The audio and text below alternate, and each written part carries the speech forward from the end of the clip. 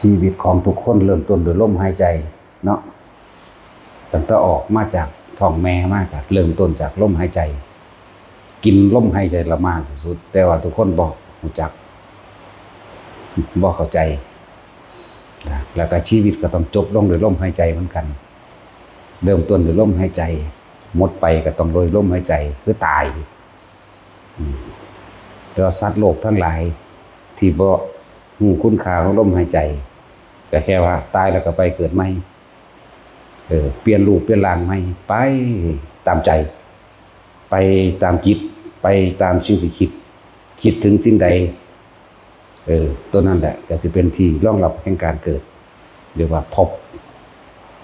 แต่ว่าตัวภพแท้มันคืออารมณ์เด้บาดนี่อาศัยรูปที่ไปคิดถึงก่อนอาศัยสถานที่นั้นๆไปคิดถึงมโนนึกภาพจินตนาการก็เกิดอารมณ์ความรู้สึกพอใจและบ่พอใจเป็นไปตามรูปนั้นที่เจ้าของอยากให้มันเป็นอยากได้กับอยากเป็นวิญญาณเกิดหมายถึงความรู้สึกพอใจและบ่พอใจอันนั้นแหละเดินว่าไปเปลี่ยนรูปเปลี่ยนร่างใหม่อยู่ในพื้นดินพื้นหน้าก็ว่าไปแต่ว่าสิเข้าไปในลูกหมูบ่ลูกหมาบ่หรือสิเข้าไปในกิเลสแม่งข้ามแม่งกินนู่นลูกเป็ดลูกไก่บ่ขี้เกียจแม่งงอดจริงกับแก่บ่หรือสิไปยังอันต่างหากมีต่างหากนั่นแหละจังว่าชีวิตของสัตว์ทั้งหลายก็เริ่มต้นด้วยลมหายใจดับไปด้วยลมหายใจ แต่ว่าดับด้วยลมไว้ตายก็ตายด้วยลมหายใจเปลี่ยนภพเปลี่ยนภูมิใหม่ไปเรื่อยๆเพราะว่าบ่มีธรรมะบ่ได้ยินได้ฟังธรรมะบ่เข้าใจชีวิตบ่เข้าใจความจริงบ่ถึงความจริงคนที่ขาดธรรมะนั่นบ่มีทางดอกที่สิไปหาทางพ้นออกจากการเวียนว่ายตายเกิดได้บ่มีทางเลยนอกจากว่าเฮาต้องเป็นผู้รักษาทรัพย์ทั้ง5เอาไว้ทรัพย์ทั้ง5ศรัทธาตั้งมั่นบ่หวั่นไหวกับพระรัตนตรัยศรัทธามีความเชื่อมั่นในเรื่องในกรรมในการในผลของกรรมเชื่อความจริงโดยธรรมชาติความจริงโดยอาศัยการได้ยินได้ฟังอาศัยปัญญาที่พระพุทธเจ้าแบ่งปันออกมาพระพุทธเจ้าแนะนำให้เฮาออกมานั่นแหละเรียกว่าอาศัยตัวนั้นศรัทธานี่ต้องตั้งมั่นบ่หวั่นไหวกับพระรัตนตรัยจาคะก็มีความเสียสละออกตัดออกจากความเป็นเจ้าของด้วยจาคะเหมือนกับว่าให้ทานบ่หวังผลให้ทานบ่มีจิตผูกพันในผลของทานบ่มุ่งการทั้งสมในความอยากได้และอยากเป็นใดๆทั้งสิ้นนี่ศีลสุตตะว่าไปก่อน แล้วก็ปัญญารวมแล้วมันก็สิในอันเดียวกันนี่แหละเพียงแต่ว่าแยกย่อยออก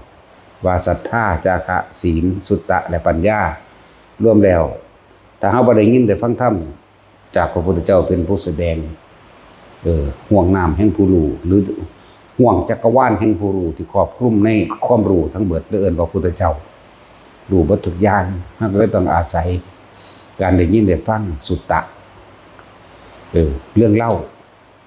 เพิ่นให้แนวคิดเพิ่นให้นัยยะนั่นแหละว่าถ้าผู้ใดก็สร้างตั้งมั่นบ่หวั่นไหวมั่นคงเฉพาะพระรัตนตรัยเท่านั้นแค่นี้มันก็ห่างไกลอบายแล้วบ่หาแต่บรรลุหยังมันห่างเองดอกมันพระมหานามะนั่นแหละ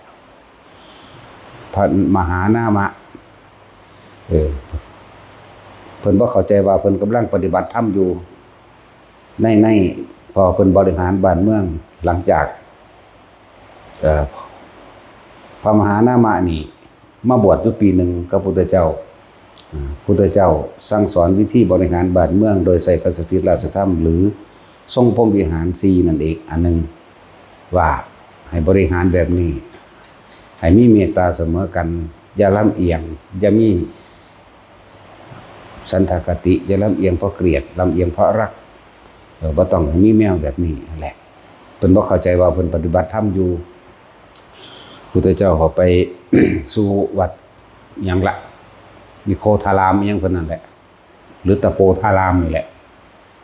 เป็นวัดที่อยู่ในกรุงกบิลพัสดุที่พ่อเพิ่นสร้างให้นี่แหละอันนี้หมายถึงพ่อเพิ่นตายแล้วได้นี่จากวันเพิ่นก็เลยไปบอกว่าข้าพระองค์บ่ได้ระลึกนึกถึงพระศาสดาบ่ได้ระลึกนึกถึงพระพุทธพระธรรมพระสงฆ์เลยเลยวิตกกังวลว่าเมื่อแต่กายทำลายขันธ์แล้วไปสู่ปุเรภพชาติคติของข้าพระองค์นี่สิเป็นแนวใดซั่นเพิ่นหลอกมหานามะจะไปคิดกังวลแนวนั้นเลยสี่มหาบพิตรปฏิบัติอยู่นี่อันนี้แหละเรียกว่าเป็นผู้ถึงธรรมเป็นผู้ปฏิบัติธรรมได้เที่ยวไปดูแลความสุขความทุกข์ยากลำบากของหมู่เราประชาชนบอกกันว่าได้เที่ยวไปเห็นคนทุกข์คนยากคิดแบบใดก็มีความเมตตาสงสารบ่อยากให้ผู้ใดมาทุกข์ยากลำบากเลยหาวิธีช่วยเหลือก็บ่หาวิธีอยู่แล้วผู้อิจฉาริษยาไผอยู่บ่เคยอิจฉาริษยาไผของบางอย่างที่เฮาบ่อาจสามารถช่วยเหลือเขาได้อย่างเช่นคนป่วย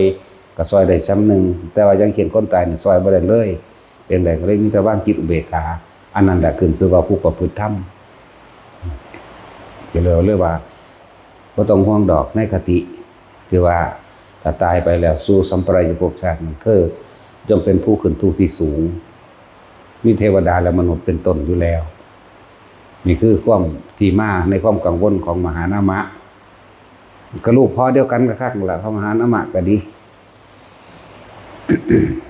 ลูกพ่อเดียวกันแต่มีสิเว้าเท้าย้อนความหลังเกี่ยวกับเรื่องของกรรมและการให้ผลของกรรมแต่สิพูดถึงแล้วว่าเริ่มต้นเอาตรงที่ว่าผู้ที่เขามาบวชนำพระพุทธเจ้ามีพระอานนท์แน่มีเทวทัตแน่ละมีหลายอยู่หรอกในหาองค์นั่นแหละมีอุบาลีพระอุบาลีแน่สร้างตัดผมวันนี้มาบวชพระมหานามะก็มาบวชเหมือนกันมีพระอนุรุทธะมีมหานามะนี่แหละมหานามะมาเรียนเอาศาสตร์และศิลป์วิชาการปกครองหรือเรียกอย่างว่าสัตตุศาสตร์16อย่าง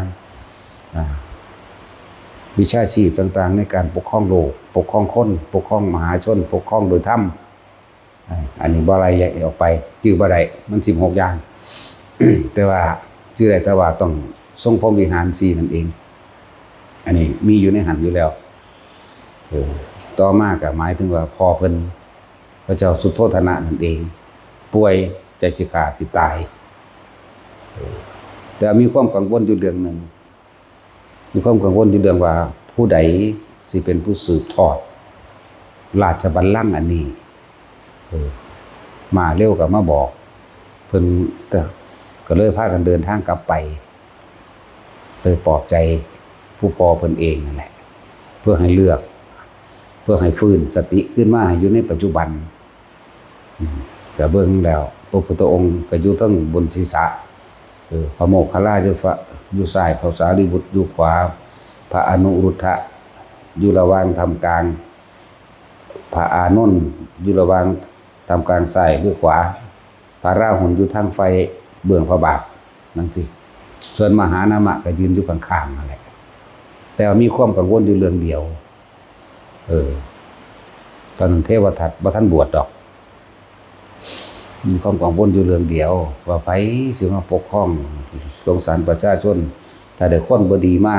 ปกครองประชาชนต้องลำบากแน่พุทธเจ้าได้ตัดสินให้เอาอันมงกุฎประจำพระราชานั่นแหละใส่มือให้พระเจ้าสุโธทนะแต่ก็เลื่อนมหานามะมามหานามะก็เข้ามาแบบงงๆแบบบ่ได้คิดว่าสิได้เป็นกษัตริย์นั่นแหละแต่ว่าเพิ่นก็เคารพความตัดสินใจของพุทธเจ้าแล้วก็เป็นที่พึ่งพอใจพร้อมก็เลยเอาเครื่องทรงกษัตริย์ซุบใส่หัวให้เพิ่นก็เลยสบายใจนี่บอกคลายความกังวลออกล่ะคลายความกังวลออก ต่อไปก็เพิ่นก็บอกให้เปิดหน้าต่างได้บัดเปิดหน้าต่างออกมองใดมันมีต้นไม้สีเขียวเพิ่นเรียกสติ พ่อใหญ่สุโธทนะเห็นสีเขียวบ่เห็นเห็นตถาคตบ่เห็นแล้วก็เว้าพระอานนท์ก็เป็นส่วนหนึ่งของแขนขาของพ่อเพิ่นพระอนุรุทธะก็เป็นส่วนหนึ่งในแขนขาร่างกายในเลือด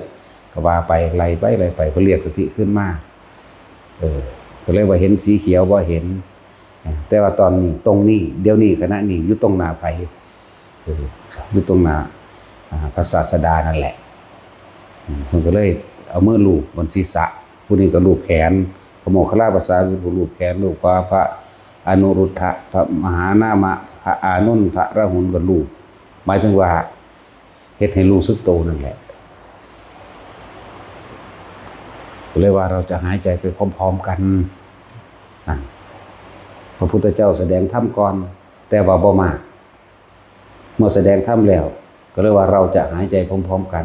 หายใจเข้าออกนี่แหละสุดท้ายแล้วก็ตายกับบรรลุอรหันต์สิ้นใจในขณะที่สิ้นใจพร้อมกันกับการบรรลุอรหันต์นี่คือยกดึงมาอย่างหนึ่งเด้อวันนี้คนที่ได้ฟังธรรมคนที่ได้ฟังธรรมก่อนสิตายมีโอกาสบรรลุถึงขั้นอรหันต์ก็ได้หรือบ่อรหันต์กับอนาคามีก็ได้เด้อนี่คือฟังธรรมก่อนตายแต่ว่าต้องอาศัยลมหายใจเป็นเครื่องตัดความคิดเนี่ยจังว่าคนป่วยเด้อเปิดธรรมะให้ฟังโลดมันสิศูนย์จังไดก็สร้างมันผู้บ่มักก็ดีเนาะแต่ส่วนมากคนบ่ค่อยมีธรรมะอันที่นี่ก็เหตุการณ์นึงที่ว่าฟังธรรมก่อนตายเข้าใจดีแล้วเข้าใจในธรรมชาติว่าบ่มีผู้ใดฝืนได้แล้วเพิ่นก็แสดงเรื่องทุกข์เฮากำหนดรู้เกิดเป็นหยังก็ทุกข์ตัวเนี่ยกำหนดรู้ว่ามันเป็นทุกข์จังซั่นจังซี่ก็ว่าไปสาเหตุนั้นทุกข์คือความอยากตัวส่วนความสิดับทุกข์ใดเพิ่นก็ตัดเข้าสู่ลมหายใจเลยเด้บ่เทศหลายนั่นแหละพยายามอยู่กับลมหายใจใจขาดไปกับลมหายใจนั่นเองก่อนที่ตายยังมีบัดเพิ่นลาพระพุทธเจ้าก่อนเพิ่นเด้เพิ่นสิเป็นการยืนยันว่าเพิ่นบรรลุอรหันต์มันจะก่อนเพิ่นลุกขึ้นมาก่อนเด้มากราบก่อนเพิ่นเด้ตอนนี้ลูกขอลาเด้จากพ่อกลายเป็นลูกอยากว่าล่ะลูกทำไม่ใช่ว่าทั้งสั้นแล้วลาแล้วก็คอยจับลมหายใจพอดีกับใจขาดเดียวกันเลยก็เป็นอรหันต์นั่นนี่แหละคือข้อดีอันนึงนะในการฟังธรรมก่อนตายนี่คือจับเอาเด้อจับเอาประเด็นรับรองว่าบ่มีไผซอยไผได้ก็แล้วกันล่ะรับรองเท่าใดล้านเปอร์เซ็นต์เท่าใดโกรธเท่าใดยังเอาเบิดบ่มีไผซอยกันได้บัดสิตายมีแต่ให้คำแนะนำในการปลอบประโลมใจตัวเองเท่านั้นแหละแต่ของต้องพึ่งตนเองเท่านั้นละบาดนี่ก็ตัวอย่างหนึ่งตัวอย่างสองก็คือนายโจรคาตภาษาลีบุตรไปเทศนาเอาเด่นนายโจรคาตก็ตายในลมหายใจตำราก็ว่าไว้ว่าเพิ่นบรรลุอนาคามีเด่นนายโจรคาตประวัติตั้งแต่เริ่มใหญ่ขึ้นมาแล้วลักอยู่ลักกินใหญ่ขึ้นมาอีกมีกำลังมากขึ้นแล้วก็เกิดว่าไปเป็นโจรไปปล้นจี้ขากินเอานั่นถ้าจะพูดถึงว่ามันสิทำบุญมาทางใดเดี๋ยวนี้มีอานิสงส์ของการฟังธรรมนั่นว่าล่ะสุดท้ายแล้วพระราชาจับมาได้ถึง 35,000 คนเฮ็ดตั้งแต่สิประหารเบิดในคราวเดียวบ่ได้ก็เลยขออาสาผู้ใดสิอาสาฆ่าโจรเหล่านี้ในโจรคาตเลยยกมือขึ้นนั่นแหละซื้อคิงๆจักสิซื้อวางได้ดอกเลยว่าในโจรคาตโจรผู้ฆ่าโจรเลยใส่มาดแบบนั้นฆ่าคนจนว่าเบิดกำลังเบิดกำลังบ่ได้แล้วฟันตะกี้ฟันข้อขาดบาดเดียวต่อมา2เทื่อจังขาด3เทื่อจังขาดเขาเลยปลดแล้วก็ป่วยไปเลยล่ะบัดของบ่นี่บ่เคยเข้าวัดบ่เคยฟังธรรมดอกแต่ว่าด้วยอาจสิมีบุพกรรมเกี่ยวกันบ่ฮู้ว่าชาติใดภพใดละเคยเป็นมารดาบิดาของพระสารีบุตรพระสารีบุตรมาโปรดเอาได้นั่นมาเทศนาธรรมให้ฟังเรื่องทุกข์เรื่องสมุทัยเรื่องนิโรธเรื่องมรรคก็ว่าไปเรื่องอนิจจังเรื่องทุกขังเรื่องอนัตตาก็ว่าไปม มื่อฟังดีแล้วเมื่อฟังเข้าใจดีแล้วก็หายใจไปพร้อมๆกันเหมือนกันนี่สังเกตดีๆโลด สังเกตสุดท้ายว่าเราจะหายใจพร้อมๆกันพระเยซูโทษนะ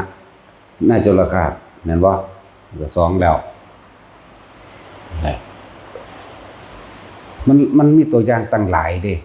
แต่สิถือยกมาฟังบ่ขนาดนั้นแหละบางทีเฮาก็ลืม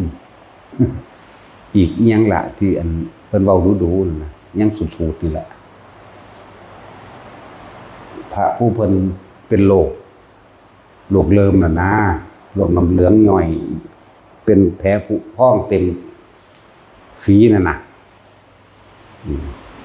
อีกผู้นึงนั่นน่ะจักสิวางได้ลืมนั่นล่ะอันนี้ก็เหมือนกันพระพุทธเจ้าเทศจบแล้วก็กลับไปถึงวัดพอดีก็ได้ข่าวว่าตายพระอานนท์ถามว่าคติเพิ่นเป็นแนวใดเป็นอรหันต์ดอกนั่นไปนิพพานดอกยกตัวอย่าง3ตัวอย่างได้คนฟังธรรมก่อนตายแต่ว่าบัดสุดท้ายสิตายต้องเข้าลมหายใจต้องมีสติแนบกับลมหายใจจากบัดนี้คิดถึงลมเข้าลมออกอยู่กับความรู้สึกแค่ลมเข้าลมออกอันนี้สิต้นยานี่อันหมายถึงได้พร้อมบาดตายไหมเข้าใจบ่ล่ะนั่นแหละ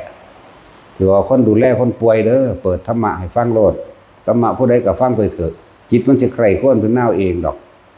ใคร่ครวญบ่ใคร่ครวญก็สร้างหัวมันบ่มีผู้ใดบอกไปได้ความคิดมันบังคับกันบ่ได้มันบ่เป็นโตเว้ยเนาะแต่เป็นโตคนนึงว่าผูกใส่เสาไว้ได้อยู่ แต่ความคิดเป็นผูกใส่เสาไว้มันก็บ่อยู่น้ำผูกไว้เด้นั่นแหละหลายอย่างอยู่ที่หลายองค์อยู่ดอกที่บ่ได้นำออกมาเว้านั่นน่ะถ้าเป็นโรคเลื่อนมันนั่นแหละจะเสือได้ละอันก็เลยตัวอย่างหนึ่งเด้อ แต่จะเว้าอันเรื่องการให้ผลของกรรมนั่นน่ะ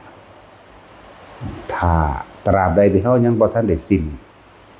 อาสวะสิยังมาเที่ยวเวียนว่ายแต่เกิดบ่รู้ละในภพใดชาติหนึ่งเฮาต้องได้รับเรื่องหลังจากพระมหานามะนั้นสึกแล้วตำรวจปีหนึ่งอยู่ดอกสึกเทวทัตมันทนบ่ได้เด้มันเลยออกมาบวชเข้าใจบ่ล่ะมหานามะนี่คือไปเป็นกษัตริย์แทนพระเยซูโธทนะมหานามะกับน้องพุทธเจ้าคักๆนั่นล่ะลูกมันนั่นคักๆลูกนางประชาบดีโคตมีคักๆนั่นแหละก็ไปเป็นกษัตริย์แทนส่วนเทวทัตทนบ่ได้ก็เลยมาบวชสิเว้าเรื่องของพระมหานามะบวชแล้วเพิ่นก็ปกครองเมืองโดยธรรมอยู่ดอกปกครองเมืองโดยธรรมอยู่หลังการต่อมาบัดนี้ ก็ได้ลูกได้เมียไปธรรมดาแต่ว่าละเพิ่นมาได้เมียผู้หนึงอันเป็นนางทาสเป็นทาสในเรือนนั่นแหละเป็นทาสในเมืองนั่นแหละได้มาได้ลูกสาวคนหนึ่งเป็นคนงามชื่อว่านั่งยังละลืมอีกแล้วล่ะ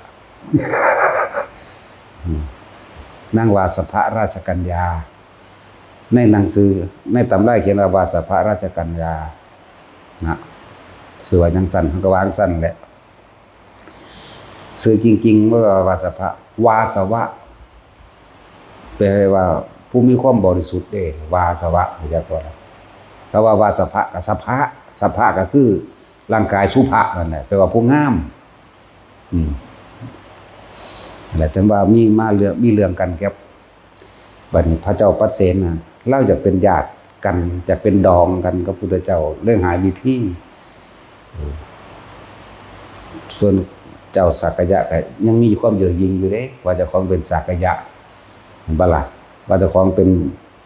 สร้างตัวเองตั้งเมืองขึ้นมาโดยการลบเอาขาเอานั่นแหละจากว่ามีทิฏฐิเด้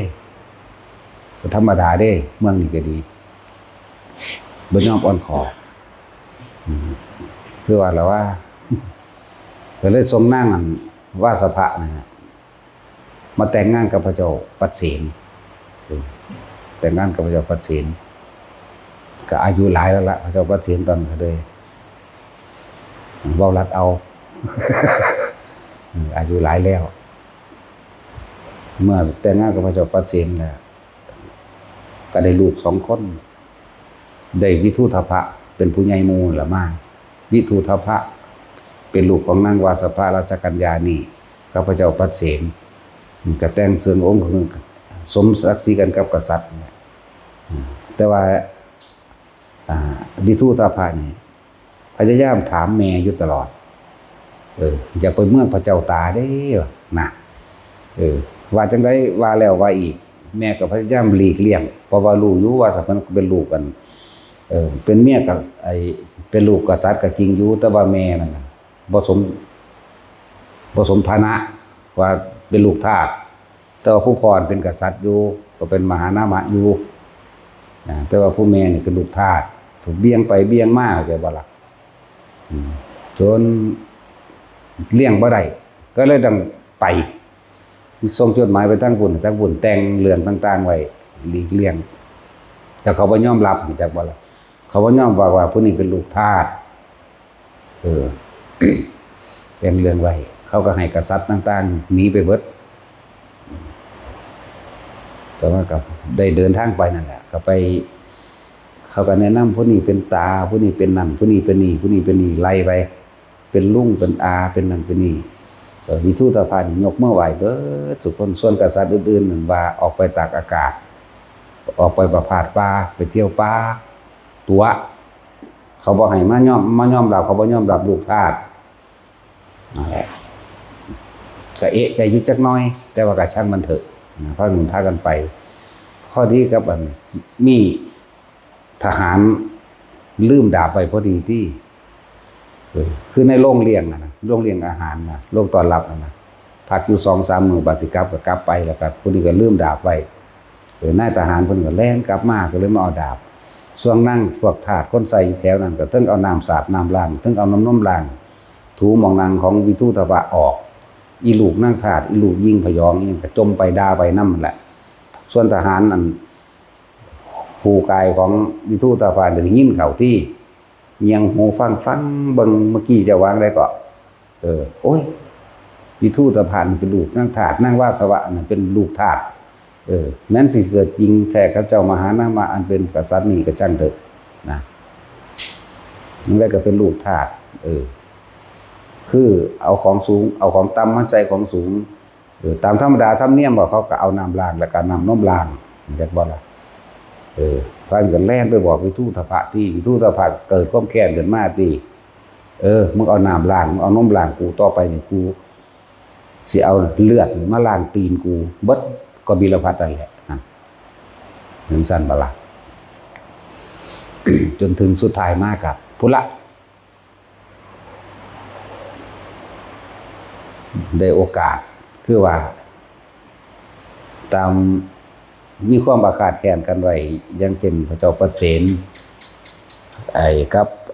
ที่การยนะอันเป็นหลานของยังหลักเสนาบดีนั่นน่ะพันธุระเสนาบดีเป็นหมู่เดียวกันใน5 องค์พุ่นล่ะบ่ว่าสิเป็นแม้กระทั่งพระพุทธเจ้าในสมัยนั้นพระเจ้าเลี้ยนในเมืองกัตตกศิลาอยากว่ามีพระเจ้าปเสนพระพุทธเจ้าพันธุระเสนาบดีพิมพิสารแล้วก็อุเทนเจ็บพุ่นละยื้อบ่ได้พระเจ้าอุเทนพร้อมมื้อนี้แหละไปเรียนแต่ว่าพันธุระเสนาบดีเป็นคนเก่งธนูสามารถยิงธนูถ้าเขาเลี้ยงกันมาได้ปุ๊บใน500 คนถ้าได้ยินเสียงฟึดเปี้ยเหมือนดุจดังสายฟ้าพาพวกนั้นตายหมดแล้วตายบ่ฮู้เมื่อพร้อมเก่งนั่นแต่ว่าด้วยการพันธุระเสนาบดีเป็นคนซื่อสัตย์เป็นคนเก่งในการรบออกรบแบบใดก็สร้างชนะได้เบิดทุกแบบธรรมะเบิดตลอดเลยนั่นแหละก็ไปหาตีเอาเมืองนั้นเมืองนี้ขึ้นมาเป็นเมืองเจ้าของเอง7 ประเทศมันร่วมเป็นประเทศเดียวเป็นประเทศโกศลนั่นแหละเราบอกเอาง่ายๆต้องเข้าใจง่ายเป็นประเทศเดียวเลยก็ได้เพราะว่าพวกนี้เก่งแต่ว่าพวกอิจฉาเพิ่นก็มีเป็นธรรมดาคนเฮาถ้ามีความดีเด่นกว่าหมู่นั่นมันทั้งมีแล้วดอกคนอิจฉาพวกบ่มีปัญญาเนาะ ก็เลยหาวิธีใส่ลายป้ายสีใส่ลายป้ายความอยู่ตลอดนี่ฟังดูเขาแล้วไปเสือเขาแล้วเอาคนไปฆ่าตายเบิด300กว่าคนพุ่นคือเบิดตระกูลของพัทุละเสนาบดีนั่นแหละแต่ว่ายังอยู่ผู้เดียวคือที่กะรยนะอันเป็นหลานของพัทุละเสนาบดี ส่วนนางมลิกาอันเป็นครูเป็นเมียของพันธุละเสนาบดีกับลูกกับพากันหนีกลับบ้านเก่าลิชวีเมืองลิปุระกลับบ้านเก่าสั่นสุดท้ายได้จังว่าโอกาสที่มือหนึ่งเอาเบาลัดเอามันยาวโหด มือหนึ่งพระเจ้าปเสนมาคุยกันกับพระพุทธเจ้าลังไว้บอกให้กลับเพราะว่าฮู้ว่าถ้ากลับไปนี่ที่ข้าคารจนะกับวิทูตภานี่สิกบฏอยู่แล้วสิเป็นเหตุให้วิทูตภานี่ฆ่าพอหมายถึงฆ่าพระเจ้าปเสนใจว่านี่นั่นแหละเรื่องสั้น ฆ่าพระเจ้าปเสนมาถึงเวลาแล้วว่าที่ข้าคารจนะนี่มาเอาเครื่องทรงของกษัตริย์7อย่างไปมอบให้วิทูตภะให้วิทูตภะได้ใส่เครื่องทรงกษัตริย์แล้วก็แต่งเรื่องไปว่าเจ้าของได้รับมอบหมายให้ขึ้นครองประหลาดของเมืองแทนแล้วเลยพากันกลับไปพุทธเจ้าก็เลยให้พระเจ้าปเสนนี่กลับตามธรรมดาแล้วกษัตริย์ขึ้นเข้าหาพระพุทธเจ้าจะต้องถอดชฎาถอดเครื่องทรงกษัตริย์ออกเหลือแต่ตัวธรรมดานั่นแหละแต่ว่ามีหญิงผู้หนึ่งเป็นคนเฝ้าม้าอยู่หั่นแหละก็เว้าเรื่องเล่าให้ฟัง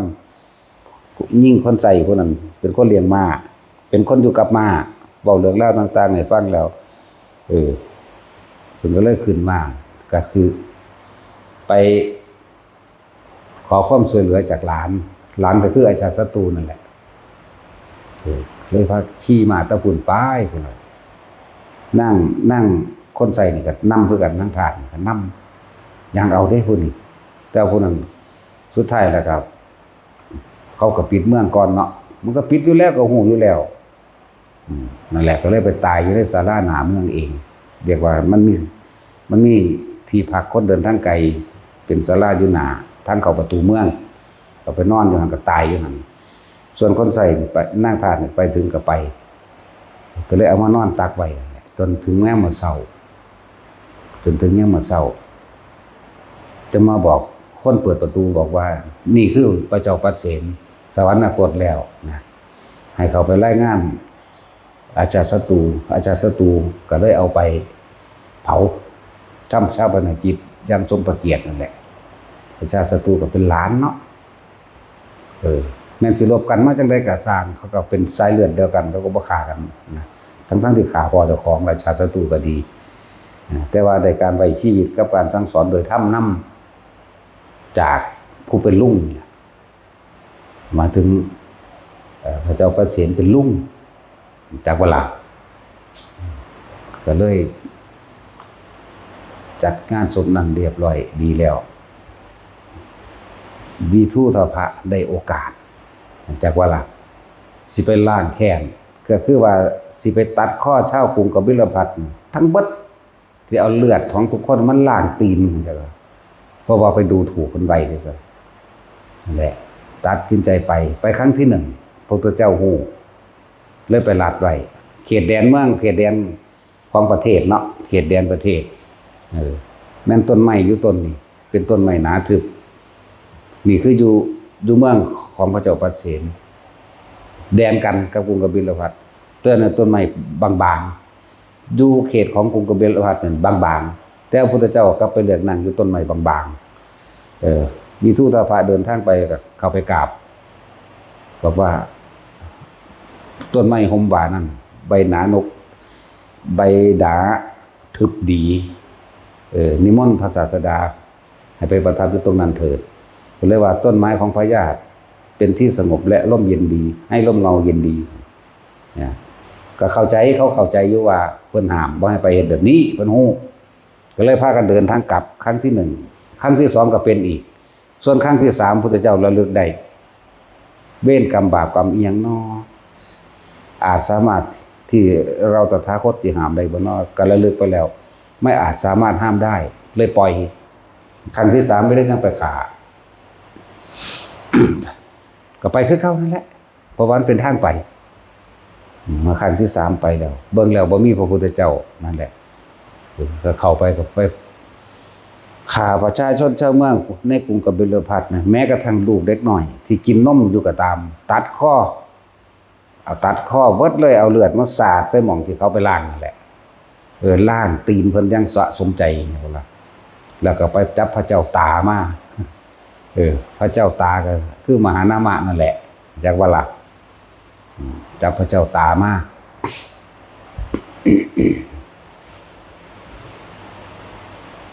จะ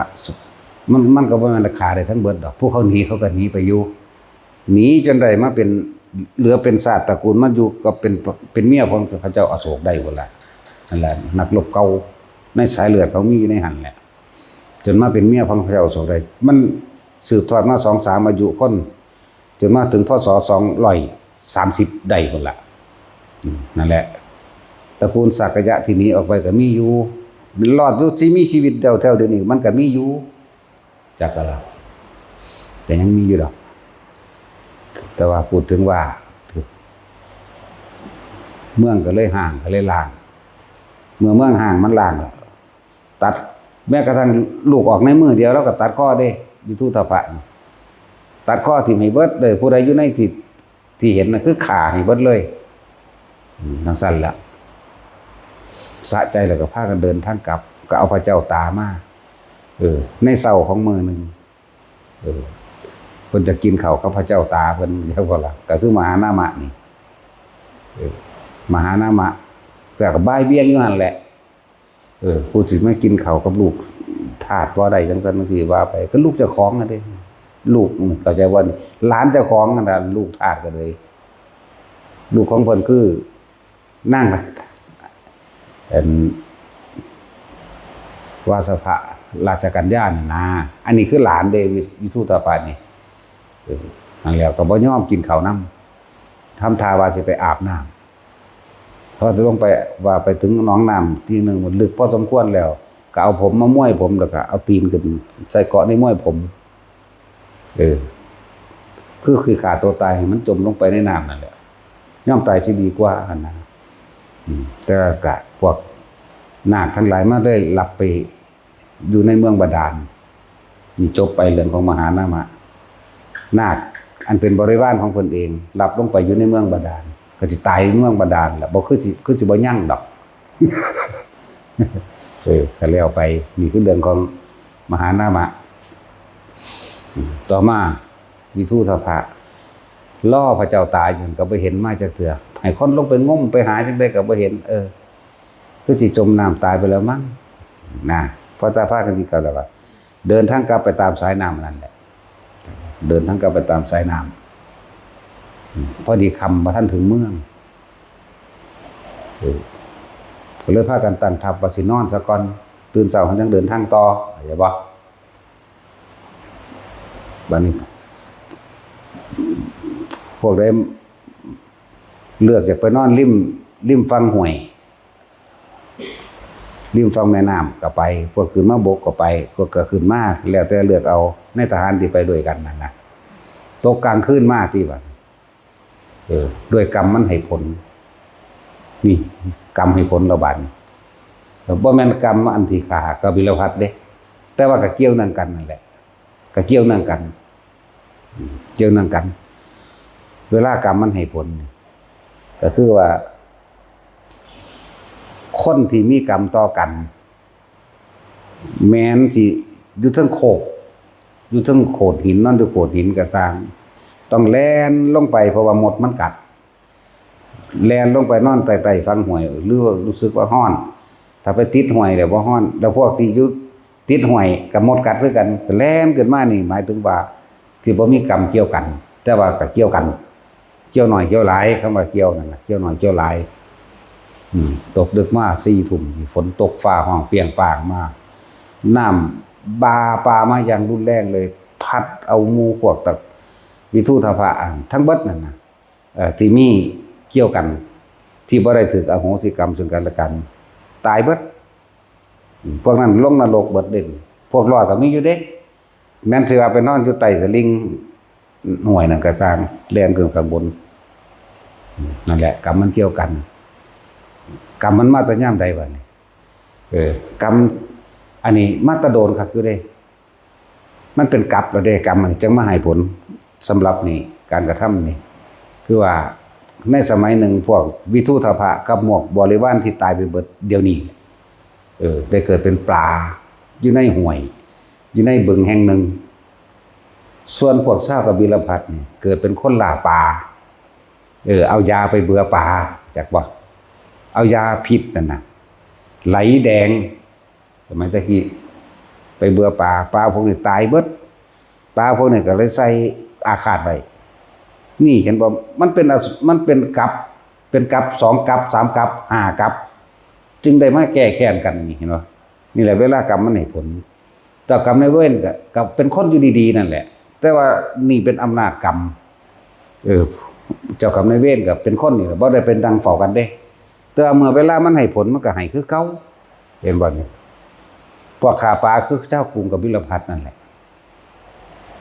พวกนี้เป็นป่า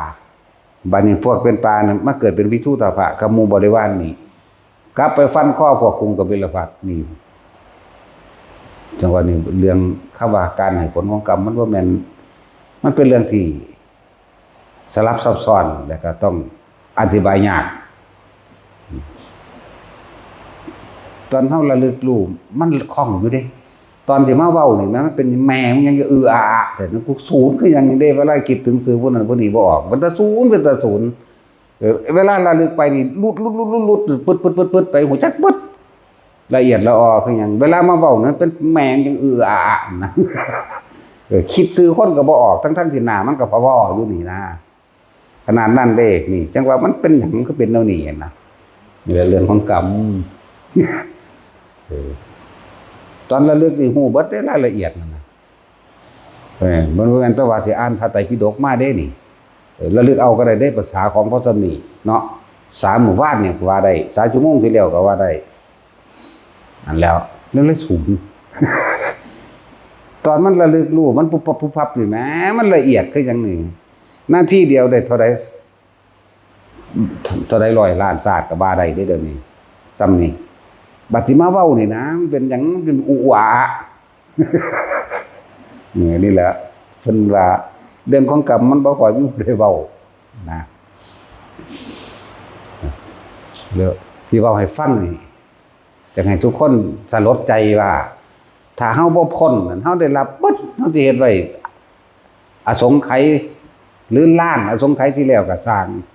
บ่ซั่นสิว่าบ่ถ้าเฮาบ่พ้นเด้อได้รับเบิดทุกสัดส่วนเจ้าเคยขัวแมงกินนวลไว้ยามใดก็สร้างเจ้าเคยไปอันเด็ดชีโพหวกแต่เปาะยามใดก็สร้างทุบหัวเขียดยามใดก็สร้างมันต้องหมุนมาให้กรรมของเก่าคือเก่านั่นแหละ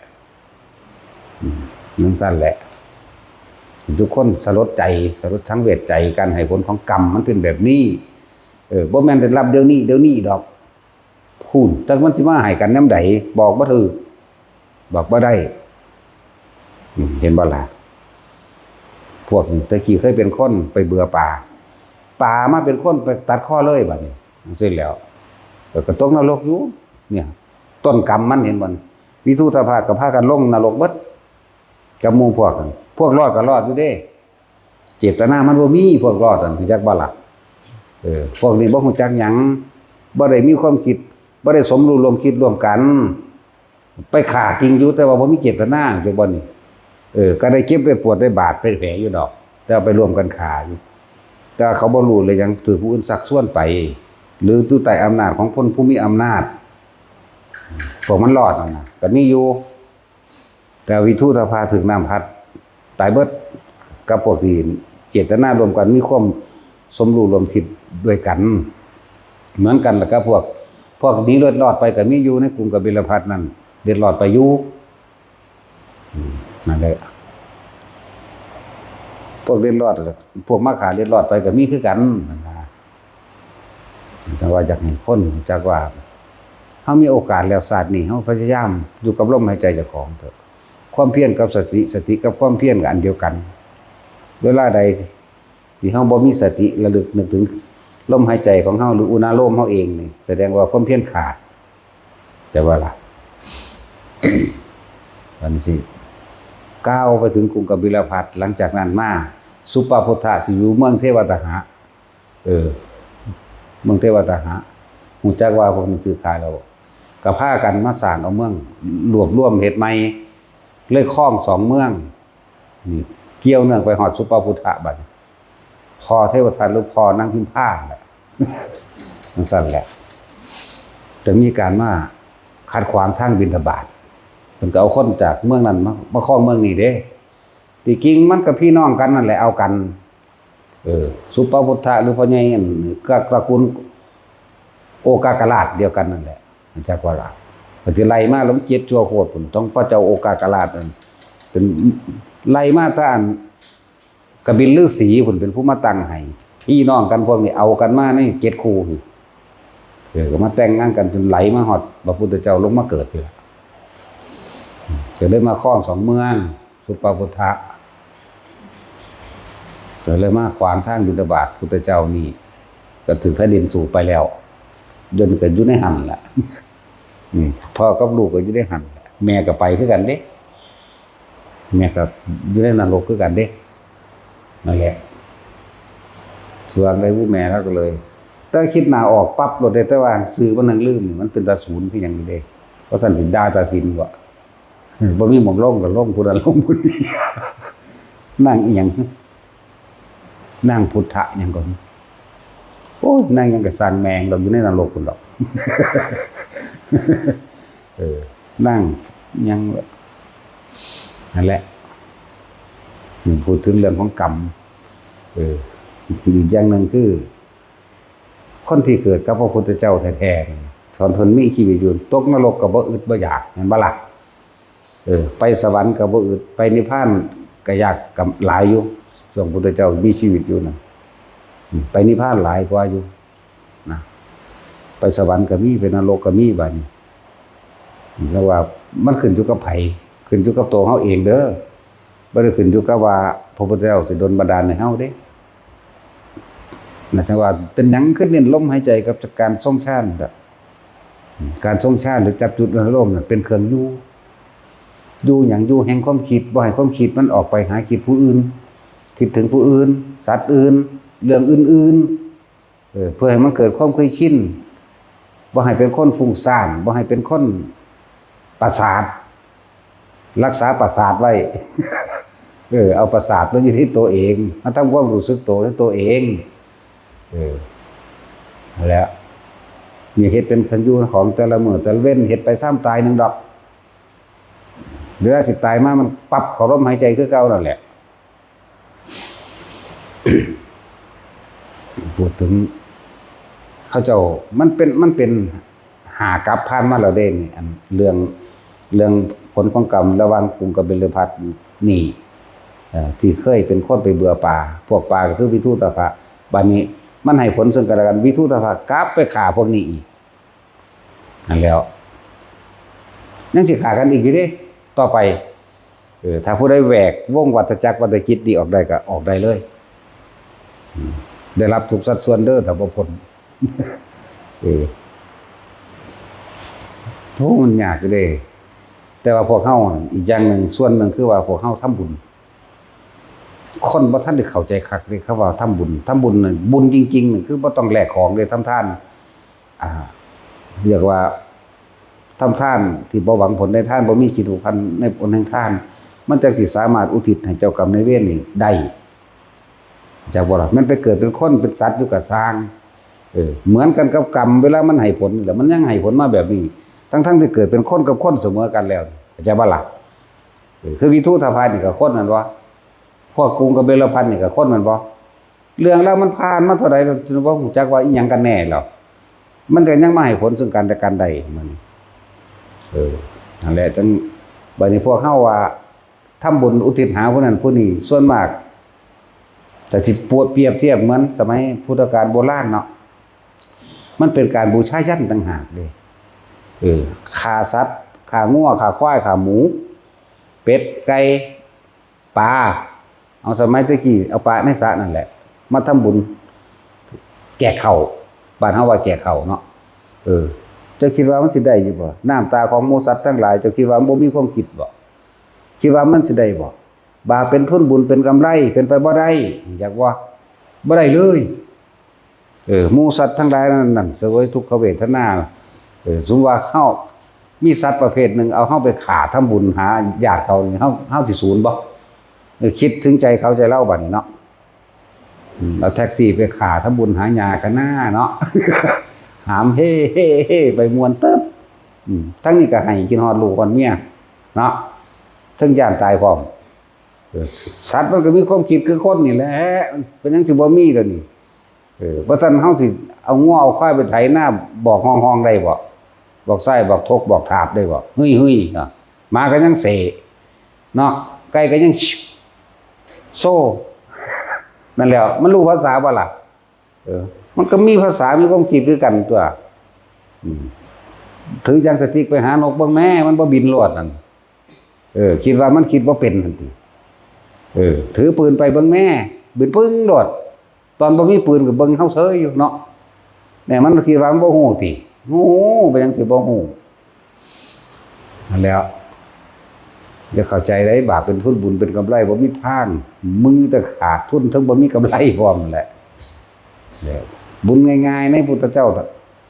บุญอันเกิดจากการให้ทานคือบ่ได้หวังผลเมื่อบ่หวังผลแล้วสามารถอุทิศผลบุญผลทานตัวนี้ให้กับญาติได้ให้กับเจ้ากรรมนายเวรได้เพราะว่าเฮาบ่เฮาจาคะเฮาสละออกเฮาขาดออกจากความเห็นแก่ตัวแล้วแต่ว่าถ้าเฮายังไปทานแล้วหวังผลนั่นนี่อยู่นี่แหมหมายถึงทานแต่ว่าของที่เป็นท่านสมมุติว่าเฮาไปซื้ออาหารมาจากตลาดบ่เกี่ยวกันกับการค้าเด้อซื้อขนมหรือสิซื้อแกงไก่แกงเป็ดหยังก็ตามลาบงัวลาบควายหยังก็ตามที่มันมีอยู่ในตลาดเฮาบ่ได้มีส่วนรู้เห็นในการค้าแล้วเฮาเอามาใส่บาตรบัดนี้เฮาไปทานให้พระให้หยังก็แล้วแต่ใส่บาตรแล้วเฮาไปหวังผลแลกกันนี่เอิ้นว่าบ่บริสุทธิ์เพราะว่าพวกเจ้าเอาตัณหาไปผูกไว้แล้วจะบัดนี้เลยอุทิศบ่ไปนี่คนต้องทำความเข้าใจอันนี้อย่างนึงบัดนี้ทานเงินก็เหมือนกันเงินเป็นเครื่องแลกเปลี่ยนคือแทนปัจจัย4อาหารยาสาโลขนมที่อยู่อาศัยนั่นแหละเงินก็เลยนั่นแล้วทานแล้วก็ยังไปหวังผลในทานอยู่เห็นบ่สาธุเด้อให้ผู้ข้ารวยให้ผู้ข้าบ่เจ็บบ่ปวดบ่ป่วยให้ผู้ข้าปราศจากทุกโศกโรคภัยก็เจ็บบุญรักษาเทวดาคุ้มครองนี่ก็บ่ได้เข้าใจบ่นี่แล้วสิอุทิศบุญไปให้ไผได้มันบ่ไปมันยังเป็นความเห็นแก่ตัวอยู่บัดนี้เทียบบัดนี้สิภาษาหยังกับว่าสิเฮ็ดบุญแจกข้าวให้ปู่ย่าตายายพ่อแม่บวชลูกบวชหลานอุทิศพร้อมเนาะ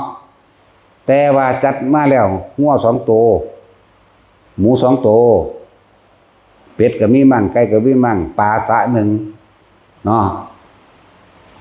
นั่นแล้วคิดว่าสิได้บ่จังซั่นฆ่าสัตว์ตัวเดียวมึงก็บ่ได้แล้วมันบ่ต่างกันเลยกับการบูชายันเด้นั่นจักบ่ล่ะนั่นแหละซุมื้อนี้เฮายังเห็นอยู่ซุมื้อนี้บุ้ยทั้งหลายกว่าเขาอีกกันไอ้เพิ่มความบาปนี่ฆ่าสัตว์ก็ฆ่าอยู่แล้วกินเหล้าก็กินอยู่แล้วแม่นบ่เนี่ยทั้งฆ่าทั้งเหล้าทั้งมหรสพครบมันจ้างรถแห่จ้างหมอลำจ้างนั่นจ้างนี่เข้าไปกระทึกคือโคมลงทุนซื้อนรกที่ได้หลายกว่าพร้อมด้วยกันจะซ่อมผ้า100จ้างหมอลำล้าน5เนาะบ่ได้ว่าเอาดอกความจริงมันเป็นจังซั่น100 200ผู้เป็นเจ้าอาวาสใหญ่แน่ก็ใส่จัก 1,000 2,000 อยู่ดอก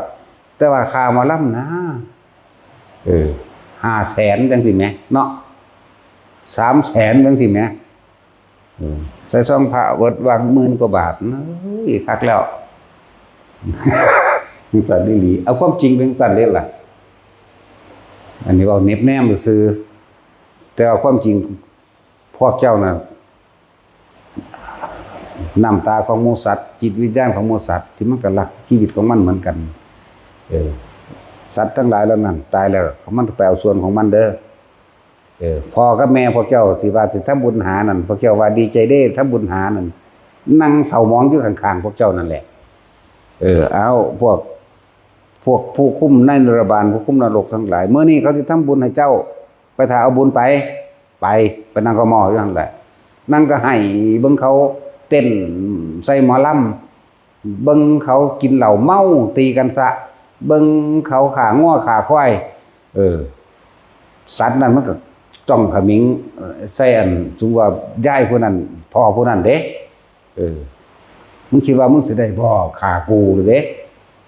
นี่เป็นความจริงเด้แล้วมันมีพยานบุญพยานบาปมันมีอยู่แล้วล่ะจังซั่นแล้ว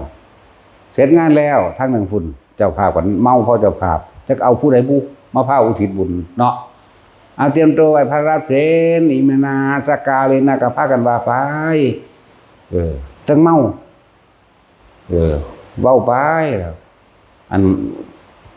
ผลบุญทานนี่จงถึงแด่มันสิไปถึงแด่ผู้ใดๆมันตัดตัวบุญมาตรการคิดว่าสิเอางัวมาขาเอาควายมาขาเอาหมูมาขาเอาเป็ดเอาไก่ซุมื้อนี้ทั้งหลายบัดนี้เนาะหอยแข้งบ่แม่นสัตว์ตินั่นมันก็ให้เป็นคือกันเด้หอยแข้งหอยแมลงภู่ทอดปลาดุกปลานิ่นเห็นบ่ซั่นสั่งปลาหมึกมาอีก โอ้ยหลายคักซุมื้อนี้จังมันแมงยังดอกนั่นแหละนี่คือว่าเหตุการณ์ปัจจุบันที่ทุกคนเป็นแม้นอดีตก็เป็นมาอยู่แล้วที่เฮารู้เฮาเห็นมาแต่เฮาเป็นเด็กน้อยเฮาก็ไปกินนั่นงานแจกข้าวดีๆแล้วเฮาก็นี่ตัวได้กินได้แท้ผีแท้บ่ว่าสิเป็นคนตายเขาไปตั้งผ้ายังไว้น้ำนานนั่นพี่ผู้กินนี่แต่แนวแสบๆเขาเอิ้นหยังทางนี่เขาเอิ้นหยังถาดตั้งไว้น้ำเหล้าน้ำโรงศพแหมเขาเอิ้นหยังบ้านมึงเอิ้นหยังจักซี่เฮ้ยบอกบ่มีสมองเอ้ยถามหยังก็บ่จักหยัง เวลาคนตายแล้วแต่งมาเด้อมากินข้าวเด้อขอลงปุ้งๆกันน่ะเวลาสิไปเผาเขาก็ตั้งไว้คือกันเด้มีแต่แนวแซ่บๆมีแต่แนวแล้วนั่งย่อๆแล้วก็กินแมงแล้วแซ่บคือหยังนี่มีแต่แนวดีๆเนาะแจกข้าวก็คือกันเนาะก็หากินเบิดละงานเผาคนตะกี้มันก็เผาใส่กองฟ้อนเนาะหากินเบิดถีบเบิดแดน อ้วนพี่ แต่แนวแซ่บๆเลยตอนเป็นบ่ได้หาให้กินพี่พันพี่ดอกมักองุ่นก็มันบ่เคยมีได้ตะกี้พูดไปซื้อในเมืองมากก็ได้กินน้ำมูนี่แหละน้ำขางโล่งศพนั่นแหละมักองุ่นมักเงาะหายากที่สุดเราได้ตะกี้มันว่ามันมีกาดเกินคือซุมื้อนี้เด้เนาะธรรมดาว่าตะกี้หยังย่างเก่งก็มาเกียบ มาเกียบกล้วยตัวนั้นนึงเด้หมักละมุดบ่นี่นั่นแหละเขาเอิ้นผ้าหยังดอกผ้าขวมผ้าหงายหยังบุ๊นั่นแล้ว อันนี้อธิบายทุกคนฟังว่ามันเริ่มต้นพวกเจ้าผิดตั้งแต่มึกตอนคิดหาสัตว์ต่างๆมาขาแล้วงัวบอกหมูบอกไก่บอกปลานิ่นบอกหอยแข้งหอยแมลงภู่ปลาดุกบอกมันว่าเรามาทอดเนาะจังซั่นแล้วเราในโตตัดสติปัญญาเลยขาดบึดเลยถ้ามีเราบัดจบขาดบึดบัดนี้มาจ้างของมหรสพครบวันเฮ็ดให้คนม่อมเมามั่วมั่นเข้าไปอีกเนาะมันสิได้มีความสงบเย็นมาจากไสกันทำบุญแบบนี้มันบ่แม่นบุญจักสิบวชลูกบวชหลานก็บวชไปเถอะเรื่องมันท้องอีหยังได้สำบ่บักหามันบวชก็เลยเนาะจังซั่นแล้วท้องอีหยังก็บ่ได้เด้นั่นน่ะดีทั้งเมาทั้งไปห่มผ้านํเขาผู้บวชไปเลยได้มั่วตัวพากันเพศไปเบิดนั่นแหละบางคนก็อาจสิเถียงเอาเฮ็ดจังได๋สันสิมีอันนั้นนี่ไม่แจกคนกินสุก็ไปซื้อเอาอยู่ตลาดตัวสุบ่ได้ไปผู้จัดหาเด้บัดนี้ก็เอาแต่ว่าเลี้ยงเหล้าเลี้ยงยาก็เฮ็ดจังได๋ไทบ้านไทเมืองไผเฮ็ดแล้วก็สุก็ลงนำนรกนำกันกับไทบ้านไทเมืองตัวเนาะนั่นว่าแท็กซี่เฮ็ดง่ายๆนี่ แต่จะเฮ็ดเนื้อเฮ็ดปูเฮ็ดปลายังก็แล้วแต่ไปซื้อเอาอยู่ตลาดที่เขาคั่วไปแล้วเฮ็ดไปแล้วเฮ็ดเขานั่นนี่สิเฮ็ดแบบใดก็เฮ็ดไปแต่ว่าอย่ามามีเหล้านี่บ่จำเป็นต้องไปเอิ้นไผมาดอกถ้าอยากให้พ่อให้แม่ได้บุญแท้ๆอยากให้ปู่ย่าตายายหรือญาติมิตรชีวิตมิตรสหายทั้งใดอยากได้แท้ๆเฮ็ดไปนั่นเฉพาะเจ้าของเองก็เอาไปถวายพระเพิ่นโลดแล้วก็กล่าวคำนึกถึงว่าขอผลทานนี้จงถึงแด่เจาะจงไปในตัวเองโลดอันนี้จักให้ผู้ใดพาเว้าบ่แม่นญาติเจ้าของจักเม็ดก็ว่าก็มีเนาะ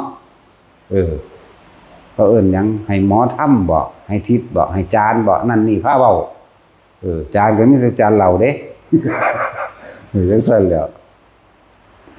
เฮ็ดง่ายๆถ้ากันถ้าฟังแล้วก็เอาไปคิดเบิ่งติแต่ว่าคนพาเฮ็ดแนวนี้มันหลายเนาะก็เลยว่าเข้าใจว่าเป็นของถูกต้องเด้คิดเอาเองคนนั่นน่ะสูเป็นคนนึงเด้สูบ่ได้มีอันพิเศษหยังเด้เนาะมันสิเฒ่าปานใดก็สร้างเด้อถ้าบ่ฮู้จักอันนั้นแล้วนะบ่ซั่นสิว่าคนเฮาบ่ได้คุณค่าที่อายุอายุบ่ได้สำคัญเท่ากับความดีความมีคุณธรรมเด้เนาะรูปร่างหน้าตาก็คือกันเด้โอ้เป็นตาฮักแท้แต่ว่าเป็นตาสั่งอันกิริยามารยาทแต่เพียงแค่ว่ารูปร่างหน้าตาเป็นตาฮักแท้ซื่อๆเด้การกระทำคำพูดเป็นตาตีนเหยียบคือหยังนี่แม่นว่าล่ะมันบ่ได้แม่นคุณค่าเด้คือผู้หญิงงามๆแหละบ่ได้เห็นว่าสิมีคุณค่าหยังเด้ถ้าว่าสร้างความดีแม่นว่าล่ะเด็กน้อยเป็นตาฮักรูปร่างหน้าตาซื่อๆแต่ว่าจาและการกระทำเป็นตะปาดข้อถิ่มอย่างนี้เนาะนั่นแหละบ่ได้เป็นที่ยินดีเด้ภาษาสำนั้นแต่คนเก่ารูปร่างหน้าตาก่อนเด้แม่นบ่ล่ะนั่นซั่นแหละก็เป็นธรรมดาแนวนั้นเฮาก็ยังเอา แต่ว่าดีเฮาก็ถีบทิ่มเพื่อนแหละจะเอาแมงสาวบ่มีสะเดโลดแล้วบืดได้กูหาเอาใหม่ก็ได้นาตสินจะมาเว้ากับสามีเมียผู้เดียวหั่นเอ้ยเพราะต้องถามผมมีหลายๆมั้ยใส่ละตะคอนตะคอนมีเก่าพุ่นเด้เนาะต้องตามตะคอนแนวมันนี่ห่วยจะเอาแมงบ่อื่นบ่อยากเด้อซั่นพูดไปตามเนี่ยไปตายผีเสือทางสมุทรสุดตะคอนถึงฟึ่งอยู่เดียวกันกันเลยโอ้คือว่าป่าผู้บาดดิทั้งสั้นแล้วนั่นแหละอธิบายให้คนเข้าใจ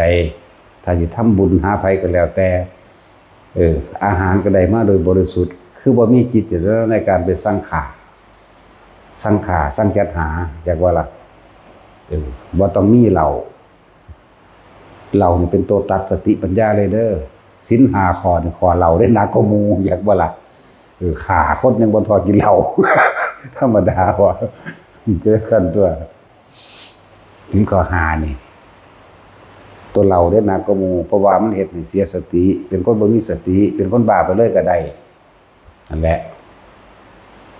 ถึงฆ่าสัตว์ถึงมีเหล้าถึงมีมหรสพครบมันมั่วเมาในอบายมุขมันบ่ล่ะเพิ่นในกามารมณ์ได้กันเอาหัวลำมันเบิ่งมันนั่นนี่มาตั้งกันแม่นบ่ซั่นมีความอึกกระทึกคือโคมแหน่มันจังได๋สิไปเป็นบุญได้แต่ในทำง่ายๆโดยทำบุญละพ่อหาแม่ก็เลยจะเฮ็ดอยู่วัดใดก็สร้างเฮ็ดโดยความบริสุทธิ์ไปซื้อเอาไปจัดหาเอาแต่ว่าจะสังขาอย่ามีเหล้าแล้วก็ตั้งใจไปถวายแด่หมู่สงฆ์แล้วก็ขอผลทานบุญกุศลกรรมดีที่ข้าพเจ้ากระทำนี้จงถึงแด่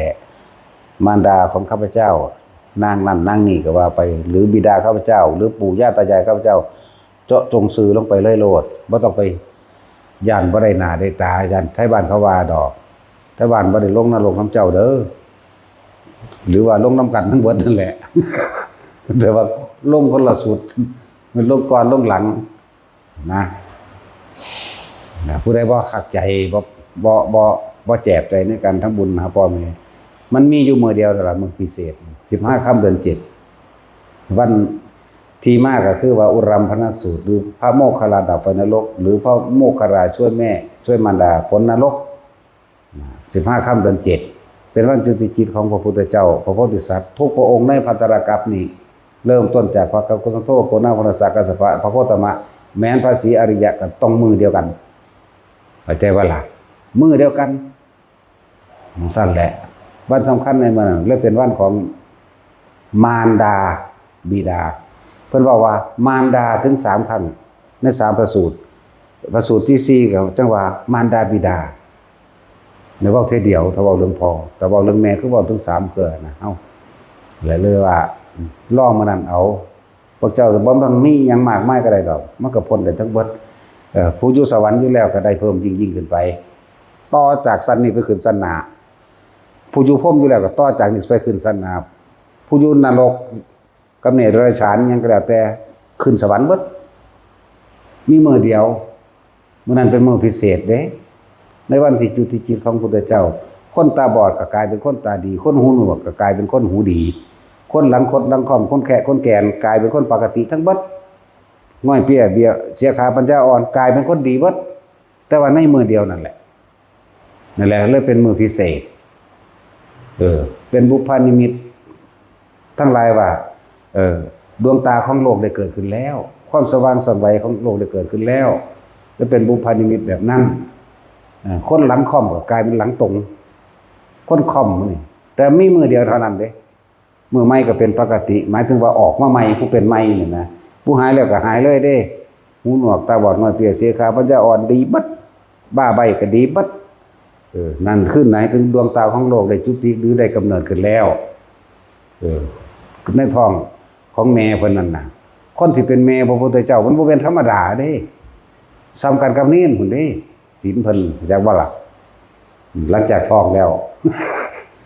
หลังจากท้องแล้วบ่ได้แตะกันอีกแล้วก็ท้องนั้นสิรับเฉพาะพระมหาบุรุษโพธิสัตว์ผู้เดียวเท่านั้นเด้รับผู้อื่นอีกบ่ได้เด้จักบ่ล่ะท้องคือแม่ใหญ่สิริมหามายานี่แหมแม่สิริมหามายาแม่พุทธเจ้าเฮานี่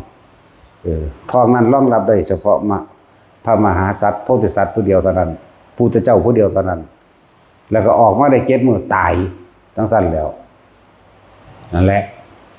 ขนาดพระพุทธเจ้าเฮาไปโปรดเอาพุทธมารดาแม่เพิ่นนั่นน่ะ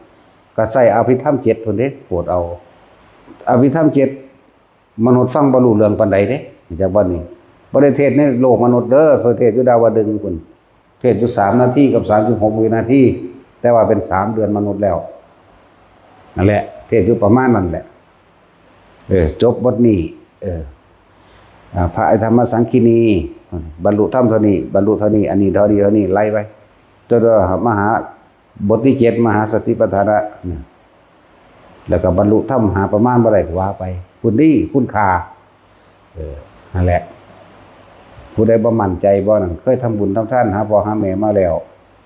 แต่ว่าบ่มั่นใจในการกระทำของตนเองในวัน15ค่ำเดือน7ก็มาทำอยู่นี่